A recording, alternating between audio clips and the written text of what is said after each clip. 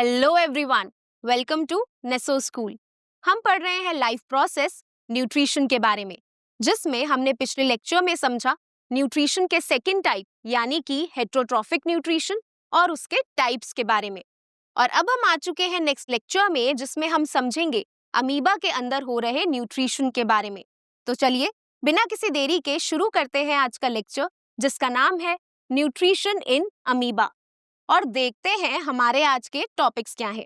हमारा आज का पहला टॉपिक होगा न्यूट्रिशन इन अमीबा। इस टॉपिक में हम समझेंगे अमीबा के अंदर हो रहे न्यूट्रिशन के बारे में। इसके बाद हमारा सेकंड टॉपिक होगा स्टेप्स ऑफ न्यूट्रिशन। इस टॉपिक में हम समझेंगे अमीबा के अंदर हो रहे न्यूट्रिशन को स्टेप बाय स्टेप। तो चलिए बिना किसी देरी के शुरू करते हैं पहले टॉपिक के साथ, जिसका नाम है न्यूट्रिशन इन अमीबा। ये टॉपिक आपकी बुक में यहाँ पर दिया हुआ है। तो जैसे कि हमें पता है अमीबा एक होलोजोइक ऑर्गेनिज्म है, यानी कि it shows holozoic nutrition. Holozoic nutrition एक ऐसा न्यूट्रिशन है जिसमें ऑर्गेनिज्म सॉलिड या फिर लिक्विड फूड को एनगल्फ करता है, यानी कि पूरा स्वॉलो करता है। और जैसे कि हमें पता है अमीबा एक सिंगल सेल्ड ऑर्गेनिज्म है।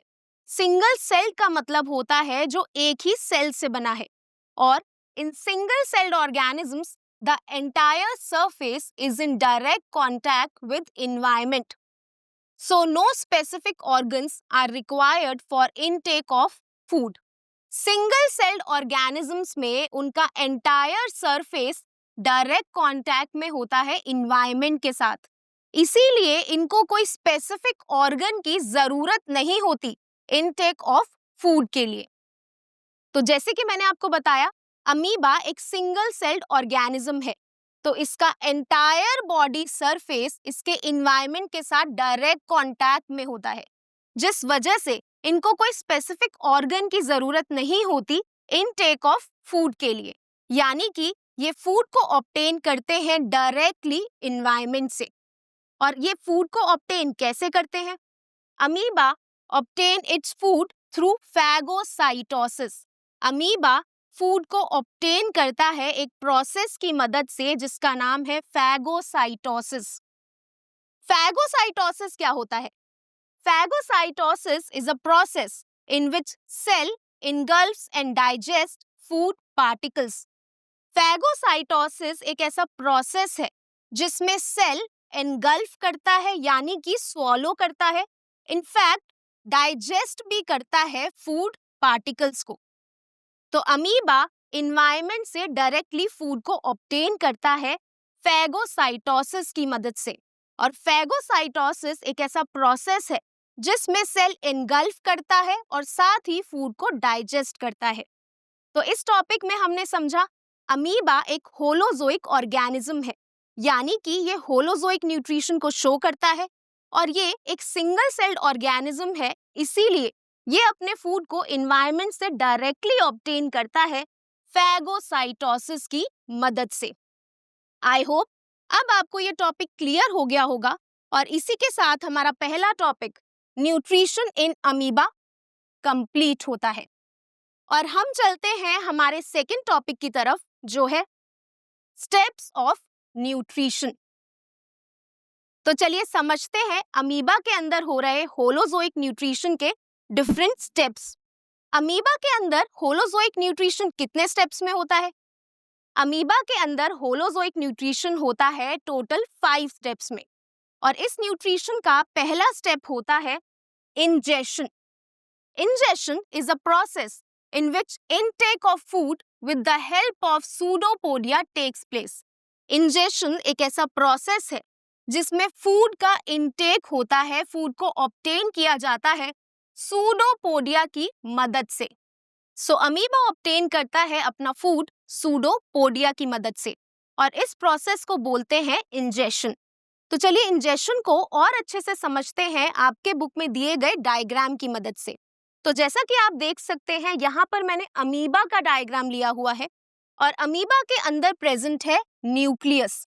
न्यूक्लियस सेल का वो पार्ट होता है जो सेल की सारी फंक्शनिंग को कंट्रोल करता है, और साथ ही अमीबा के इन्वायरमेंट में प्रेजेंट है फूड पार्टिकल, और जैसे ही अमीबा के इन्वायरमेंट में फूड पार्टिकल प्रेजेंट होगा, अमीबा अपने सेल मेम्ब्रेन की फिंगर लाइक एक्सटेंशंस फॉर्म करेगा, और इन फिंगर लाइक एक्सटेंशंस को बोलते हैं सूडोपोडिया।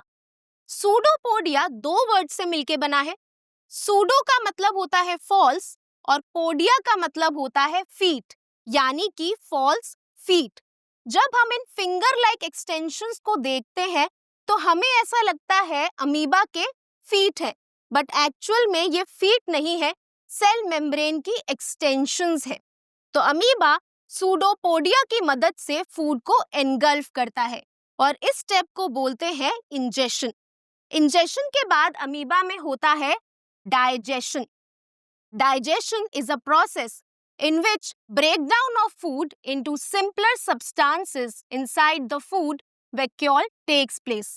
Digestion एक ऐसा प्रोसेस है जिसमें फूड का ब्रेकडाउन होता है, यानी कि फूड को तोड़ा जाता है सिंपलर सब्सटेंसेस में फूड वैक्यूल के अंदर।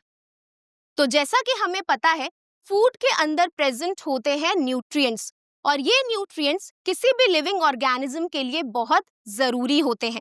तो जैसे ही अमीबा सूडोपोडिया की मदद से फूड पार्टिकल को एनगल्फ कर लेता है, वो फूड का ब्रेकडाउन करता है फूड वैक्यूल के अंदर। फूड वैक्यूल एक ऐसा सेल का पार्ट है जिसके अंदर इंजेस्टेड फूड की डाइजेशन होती है, और इस प्रोसेस को हम बोलते हैं डाइजेशन। डाइजेशन के बाद थर्ड स्टेप होता है absorption. It is a process in which digested food diffuse into the cytoplasm. Absorption एक ऐसा प्रोसेस है जिसमें डाइजेस्टेड फूड, यानी कि जिस फूड का ब्रेकडाउन हो चुका है, और हमें पता है फूड के ब्रेकडाउन के बाद रिलीज होते हैं न्यूट्रिएंट्स जो डिफ्यूज करेंगे, यानी कि मूव करेंगे साइटोप्लाज्म के अंदर। साइटोप्लाज्म एक ऐसा जेली लाइक फ्लूइड है जो सेल के अंदर प्रेजेंट होता है। तो फूड वैक्यूल में डाइजेशन के बाद बने न्यूट्रिएंट्स डिफ्यूज करेंगे, यानी कि मूव करेंगे साइटोप्लाज्म के अंदर। अब जैसे कि हमें पता है साइटोप्लाज्म एक फ्लूइड है, यानी कि वो फ्लो कर सकता है। तो साइटोप्लाज्म सेल के अंदर फ्लो करेगा और सेल के हर एक पार्ट तक ट्रांसपोर्ट करेगा न्यूट्रिएंट्स को। तो हमने अभी तक समझा स्टेप्स ऑफ न्यूट्रिशन में पहला स्टेप है इंजेशन, जिसमें अमीबा फूड का इनटेक करता है सूडोपोडिया की मदद से, और उसके बाद फूड वैक्यूल में होता है डाइजेशन, और डाइजेशन के बाद होता है absorption of nutrients by the cytoplasm. अब चलिए देखते हैं नेक्स्ट स्टेप न्यूट्रिशन का, जो है assimilation. Assimilation is utilising nutrients for growth, repair and other metabolic processes. Assimilation में मेटाबॉलिक प्रोसेसेस, ग्रोथ और रिपेयर के लिए न्यूट्रिएंट्स को यूटिलाइज किया जाता है, यूज किया जाता है। साइटोप्लाज्म की मदद से सेल के हर एक पार्ट तक पहुंच जाते हैं न्यूट्रिएंट्स, बट फिर उन न्यूट्रिएंट्स का क्या होता है? सेल के हर एक पार्ट, यानी कि सेल का हर एक ऑर्गेनेल उन न्यूट्रिएंट्स को यूटिलाइज करता है, यूज करता है मेटाबॉलिक प्रोसेसेस के लिए और ग्रोथ और रिपेयर के लिए, और इस प्रोसेस को हम बोलते हैं एसिमिलेशन। तो चलिए इसके बाद अब हम देखते हैं इस न्यूट्रिशन का लास्ट स्टेप, जो है egestion. Egestion is a process in which removal of waste and toxic products from the body takes place.